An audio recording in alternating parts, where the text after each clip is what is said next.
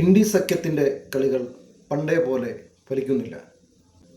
R സുഗതനെ KAAPA കേസിൽ കുരുക്കി തിരുവനന്തപുരത്തെ BJPയുടെ ഭരണം അവസാനിപ്പിക്കാമെന്നാണ് യഥാർത്ഥത്തിൽ ഇടതുപക്ഷവും വലതുപക്ഷവും വിചാരിച്ചത്.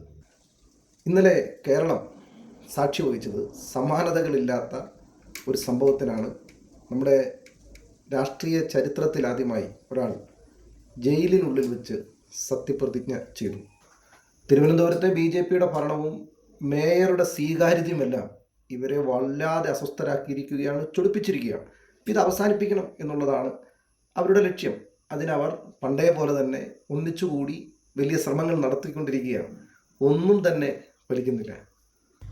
ആർ സുഗതൻ ക്രിമിനലാണ്, വലിയ ഗുണ്ടയാണ്. അതുകൊണ്ട് കാപ്പ കേസിൽ ചുമത്തി അകത്തേക്കിട്ടാൽ BJP സംസ്ഥാന നേതൃത്വം പോലും കൈവിട്ട് കളയും എന്നാണ് ഇവർ വിചാരിച്ചത്. BJP സംസ്ഥാന അധ്യക്ഷന്റെ വാക്കുകളൊന്ന് കേൾക്കാം.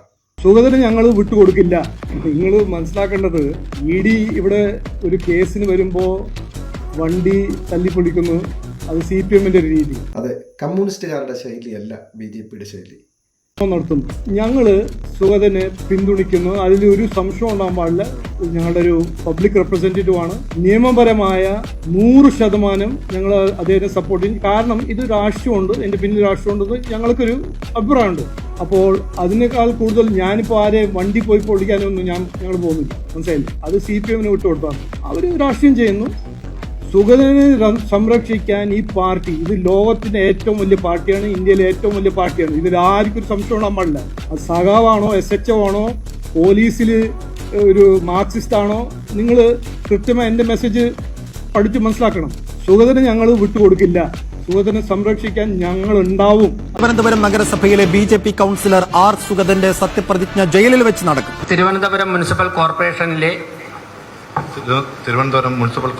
കൗൺസിലറായി തിരഞ്ഞെടുക്കപ്പെട്ട സുഗതന എന്ന ഞാൻ നിയമാനുസരണം നടപ്പിലാക്കിയ ഇന്ത്യൻ ഭരണഘടനയോട് യഥാർത്ഥമായ വിശ്വാസവും കൂറും പുലർത്തുമെന്നും ഭയശങ്കയോ മമതയോ വാത്സല്യമോ വിദ്വേഷമോ കൂടാതെ ഞാൻ എൻ്റെ ഔദ്യോഗിക കർത്തവ്യങ്ങൾ യഥാവിധിയും വിശ്വാസ്യതയോടും എൻ്റെ പരമാവധി കഴിവും അറിവും വിവേചന ശക്തിയും ഉപയോഗിച്ചുകൊണ്ട് നിർവഹിക്കുമെന്ന് ഈശ്വരൻ